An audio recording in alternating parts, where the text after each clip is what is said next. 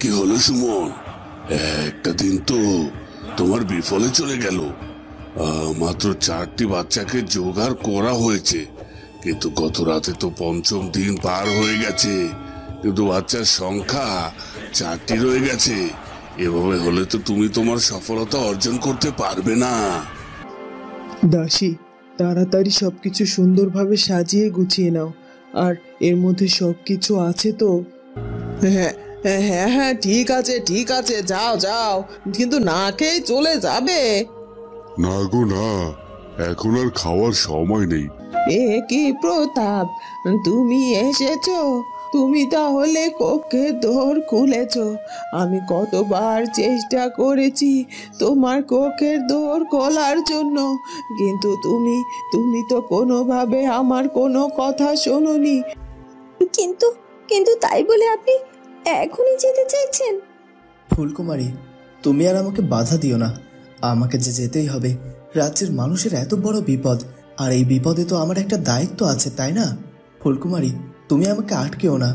তুমি জানো, রাজ্যে একটা একটা করে বাচ্চা গ্রাম থেকে হারিয়ে যাচ্ছে।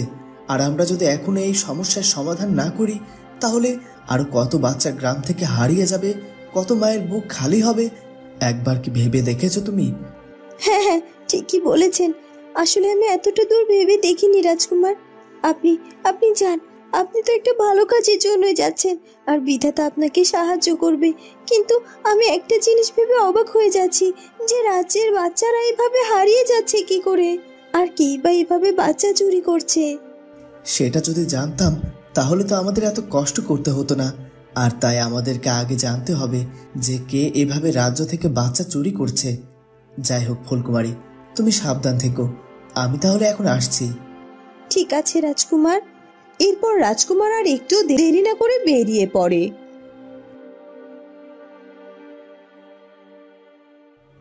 সে কখন থেকে আমি চেষ্টা করেই যাচ্ছি, এই পরীটার ধ্যান কোনোভাবেই ভঙ্গ করতে পারছি না।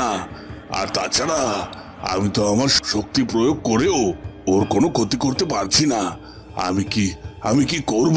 যে করেই হোক আমাকে যে পরীর ধ্যান ভাঙাতেই হবে। ওর শক্তি ওকে ফিরে পেতে দেওয়া যাবে না।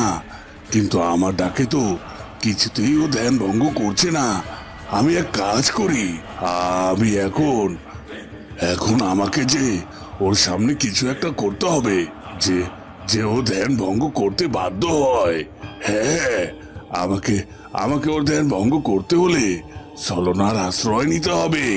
এ কথা বলে তান্ত্রিক অদৃশ্য হয়ে যায়। মনে হচ্ছে ওই তান্ত্রিক এখান থেকে চলে গেছে। অনেক অনেক চেষ্টা করেছে আমার ধ্যান ভঙ্গ করানোর, কিন্তু কোনোভাবেই আমার ধ্যান ভঙ্গ করতে পারিনি। ও হাল ছেড়ে দিয়েছে। আর তাছাড়া ও তো চাইলেও আমার উপর শক্তিও প্রয়োগ করতে পারবে না, তাই তো ব্যর্থ হয়ে এখান থেকে চলে গেছে। এবার আমার সাধনার জন্য মনোযোগী হতে হবে আরো অনেক বেশি।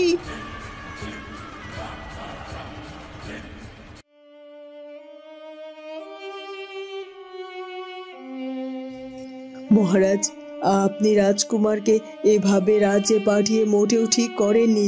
সবেমাত্র রাজকুমার ফুলকুমারীকে সাথে নিয়ে রাজপ্রাসাদে ফিরেছে, এর মধ্যে আপনি এত বড় একটা দায়িত্ব দিয়ে দিলেন তার উপর। আমার এখন রাজকুমারকে নিয়ে যে বড্ড ভয় হচ্ছে। রানী, রাজকুমারকে কত করে বললাম প্রহরীদেরকে সাথে করে নিয়ে যাও, কিন্তু রাজকুমার তো আমার কোনো কথা না শুনে বেরিয়ে গেল। কি বলছেন কি? একে তো রাজকুমার গিয়েছে, তারপর আবার একা একা বেরিয়েছে, প্রহরীদেরকে সাথেও নেয়নি। এখন যদি ও কোনো বিপদে পড়ে যায়, তখন কি হবে বলতে পারেন? হ্যাঁ হ্যাঁ রানী, সত্যি বলতে এই চিন্তাটা আমারও হচ্ছে। তবে তুমি চিন্তা করো না, আমি এক্ষুনি প্রহরীদেরকে পাঠিয়ে দিচ্ছি। তারা ঠিক রাজকুমারের খেয়াল রাখবে।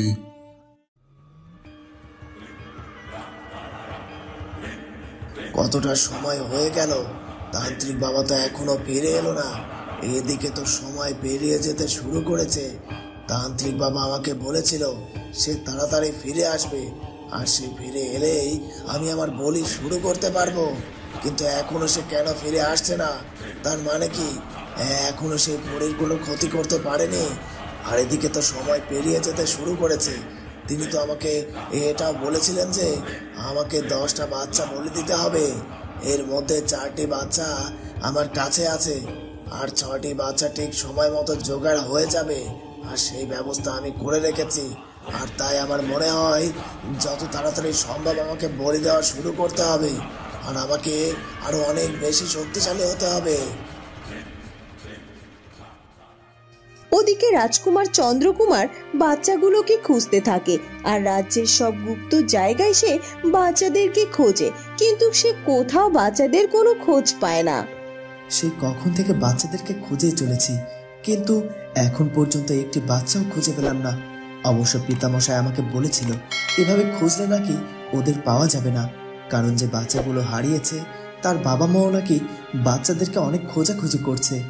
তারা নাকি কোনো খবরও পায়নি।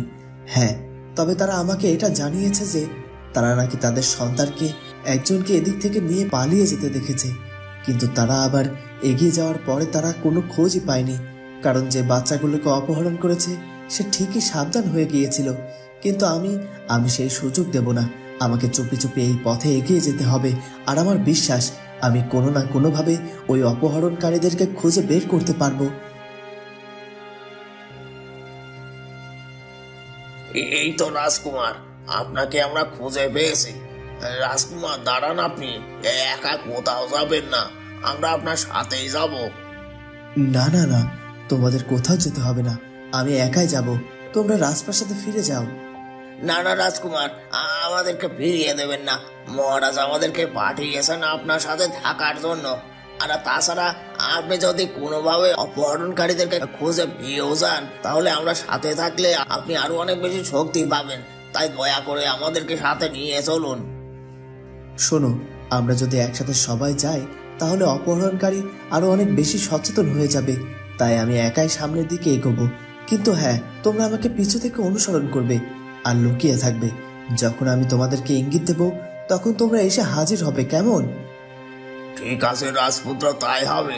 আপনি এগিয়ে যান, আর আমি অন্য প্রহরীদেরকে দিয়ে রাজপ্রাসাদে খবর পাঠিয়ে দেওয়ার ব্যবস্থা করছি যে আপনার কোনো বিপদ হয়নি, আপনি ঠিক আছেন।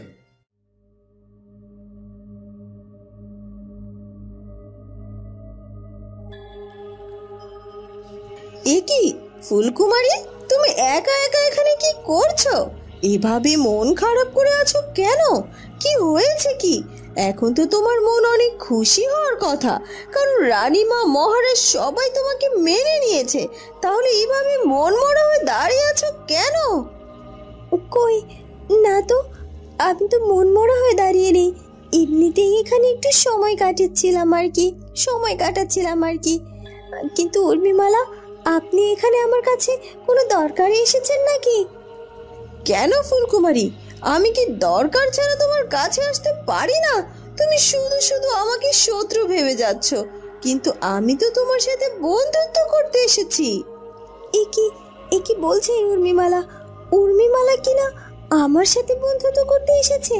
কিন্তু উর্মিমালাও তো আমার বিরুদ্ধে কম ষড়যন্ত্র করেনি, তাই তো ওকে বিশ্বাস করতে হচ্ছে। এখন আমার বড্ড ভয় হচ্ছে। কি হলো কি ফুলকুমারী, তুমি চুপ করে আছো কেন? অবশ্য চুপ করে থাকারই কথা। আসলে আমি তো তোমার সাথে ভুল করে অন্যায় করে ফেলেছি, তাই তো তুমি আমাকে বন্ধু ভাবতে চাইছো না।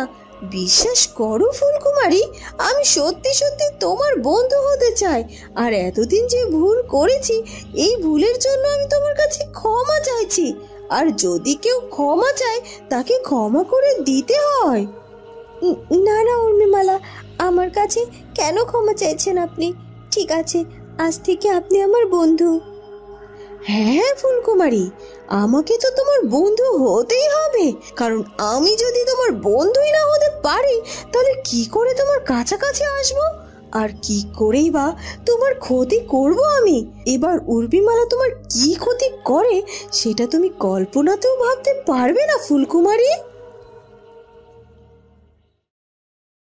দেখতে দেখতে 2টা দিন পার হইয়া গেল। কুমকুম নিজের প্রাসাদে ফিরা গেছে। মাইয়াটার জন্য সত্যি মনটার মধ্যে বড্ড খারাপ লাগে গো। আর তাছাড়া ফুলকুমারী তো আমাদের বাড়িতেই আমাগো বোন হইয়াছিল, তাই না? তাই তো ওর প্রতি বড্ড মায়া লাগছে। হয়, তবে একটা জিনিস ভাইবা মনটার মধ্যে ভালো লাগে যে সে তার পুরনো সব স্মৃতি ফিরা পাইছে, তার সব আপন মানুষরে ফিরা পাইছে, আর তার স্বামীর হাত ধইরা নিজের বাড়িতেও ফিরা গেছে। আর এটা সত্যিই বড় আনন্দের। আর আমরা না যাই না শুনা কুমকুমের উপর বড্ড অন্যায় করতে যাইতাছিলাম। আমরা কিনা না যাই না শুনে একজন বিবাহিত মাইয়ারে আবার বিবাহ দিতে চাইছিলাম আমাকে রাজকুমারের লগে। যদি কোনো কারণে বিয়াটা হয়ে যাইতো তাহলে তো তিনটা জীবন নষ্ট হয়ে যাইতো গো। রাজকুমার চন্দ্রকুমার, রাজকুমার প্রতাপ আর কুমকুম, ওদের তিনজনেরই জীবন নষ্ট হয়ে যাইতো গো। কেউ যে সুখী হইতে পারতো না।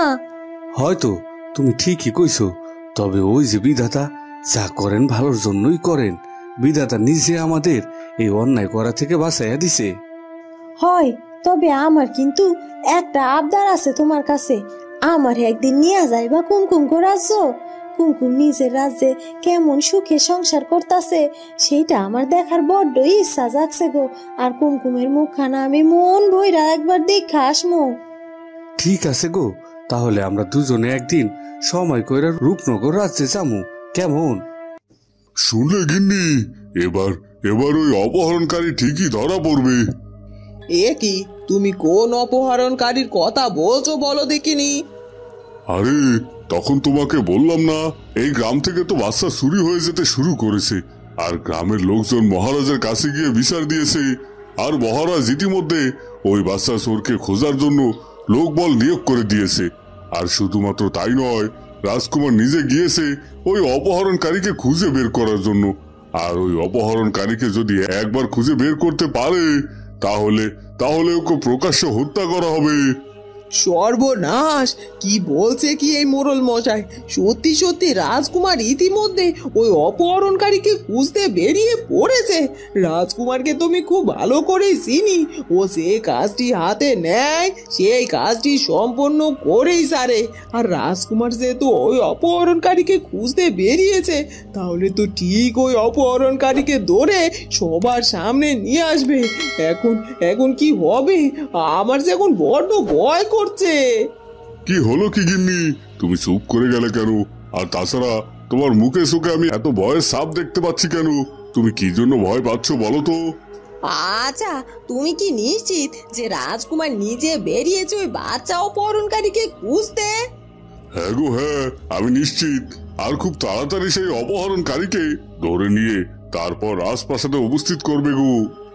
ওদিকে রাজকুমার চন্দ্র চলতে থাকে, আর চলতে চলতে সে জঙ্গলের বেশ গভীরে পৌঁছে যায়, আর বেশ সন্ধেও হয়ে যায়। কিন্তু তারপরও রাজপুত্র কিছুতেই না থেমে চলতে থাকে, আর চলতে চলতে সে তার সামনে একটা গুহা দেখতে পায়। এ কি, এটা তো একটা গুহা, কিন্তু এই জঙ্গলের ভেতর এরকম একটা গুহা আছে এটা তো জানা ছিল না। আর এই গুহাটি দেখে তো সাধারণ কোনো গুহা মনে হচ্ছে না, মনে হচ্ছে এই গুহার মধ্যে নিশ্চয়ই কেউ বসবাস করে। হ্যাঁ হ্যাঁ, আমি নিশ্চিন্ত এই গুহার মধ্যে কেউ না কেউ নিশ্চয় আছে, কিন্তু জঙ্গলের এত গভীরে কোনো স্বাভাবিক মানুষের পক্ষে বসবাস করা কোনোভাবেই সম্ভব নয়। তাহলে কারা এখানে বসবাস করে? আচ্ছা, এমনটা নয় তো যে আমি যে বাচ্চাদেরকে খোঁজাখুঁজি করছি তাদেরকে এখানে কেউ ধরে নিয়ে এসেছে আর এই গুহার মধ্যে আটকে রেখেছে? হ্যাঁ হ্যাঁ, এটাই হতে পারে। আমার বিশ্বাস এই গুহার ভিতরে আমি একবার গেলেই আমার সব প্রশ্নের উত্তর আমি পেয়ে যাব। না না, ব্যাপারটা আমাকে দেখতেই হবে। আমি এক্ষুনি এই গুহার ভেতরে প্রবেশ করব।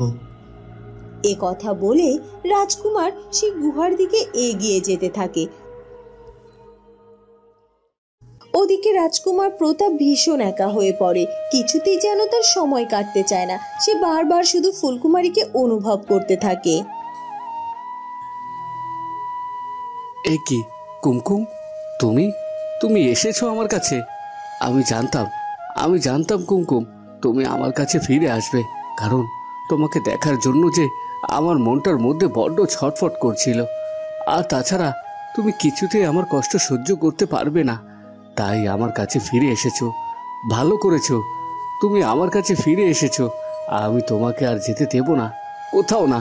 তুমি আমাকে কথা দাও, তুমি আমাকে ছেড়ে আর কখনো কোথাও চলে যাবে না, আমাকে আর কষ্ট দেবে না। আমি তোমাকে আমার কাছে আগলে রেখে দেব, তোমাকে কোনো কষ্ট পেতে দেব না। আমার কাছ থেকে কোথাও যাবে না তুমি।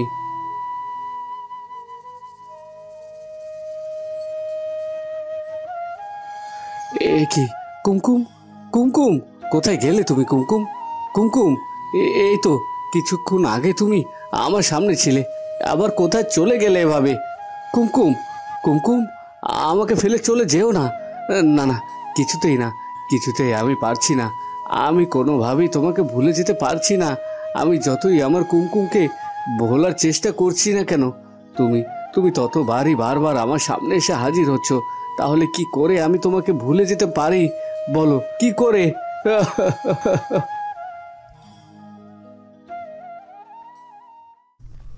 কি মনে হচ্ছে কারোর পায়ের শব্দ শুনতে পাচ্ছি। এই গুহার ভিতরের দিকে কেউ একজন এগিয়ে আসছে, কিন্তু এই সময় এখানে কে আসবে? তার মানে কি তান্ত্রিক বাবা ফিরে এসেছে?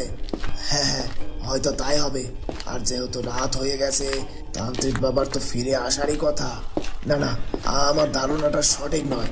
তান্ত্রিক বাবা কেন পায়ে হেঁটে এখানে আসতে যাবে? কারণ সে তো চাইলেই মুহূর্তের মধ্যে নিজেকে অদৃশ্য করতে পারে, আবার মুহূর্তের মধ্যে নিজেকে দৃশ্যমান করতে পারে। এত রাতের বেলায় তো তার পায়ে হেঁটে আসার কোনো কারণই নেই। তাহলে কি অন্য কেউ এই গুহার ভেতরে প্রবেশ করেছে? না না, ব্যাপারটা আমাকে ভালোভাবে দেখতে হবে, আর আমাকে সাবধান হতে হবে, কারণ বিপদের তো আর কোনো হাত পা নেই।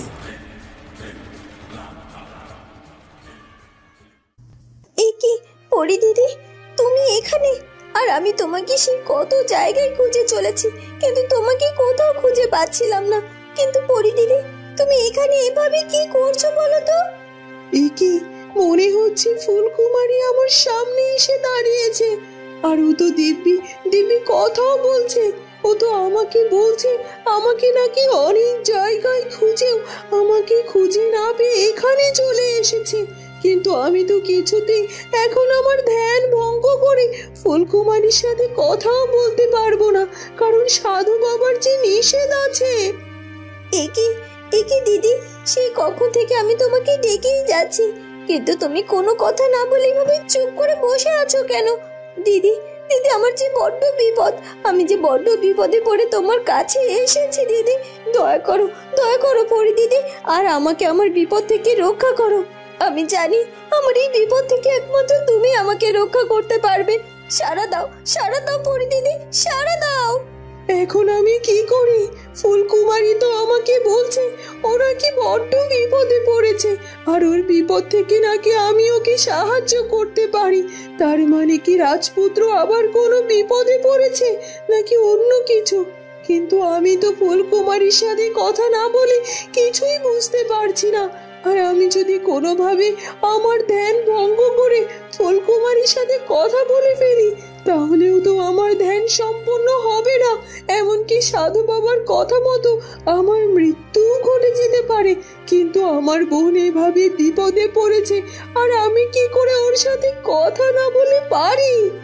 কি হলো কি দিদি, তুমি কি আমার কথা শুনতে পাচ্ছ না? তুমি কেন এভাবে পাথরের মতো ওখানে ওভাবে বসে আছো? আমার বিপদের কথা শুনে কেন আমার কাছে এগিয়ে আসছো না? তার মানে কি তুমি আমাকে আমার বিপদ থেকে রক্ষা করবে না? আমি কি এখান থেকে নিরাশ হয়ে চলে যাব? এবার তুমি কি করবে ফুলপরি? আমি তো তোমার বোন ফুলকুমারীর রূপ নিয়ে তোমার সামনে এসে হাজির হয়েছি। এবার তো তোমার ধ্যান ভঙ্গ করতেই হবে, আর আমাকে তোমার বোন ভেবে আমার সাথে কথা বলতে হবে। আর ওই গন্ডি থেকেও আমি তোমাকে বের করে নিয়ে আসবো, আর তোমাকে এক্ষুনি হত্যা করব আমি। তুমি কিছুতেই আমার ছলনা ধরতে পারবে না। বন্ধুরা, কি হতে চলেছে এরপর সেটা জানবো আমরা ফুলকুমারী গল্পের পরবর্তী পর্বে। আর আমাদের আজকের পর্বটি ভালো লাগলে অবশ্যই আমাদের চ্যানেলটিকে সাবস্ক্রাইব করে দিও। দেখা হবে পরবর্তী পর্বে। ধন্যবাদ।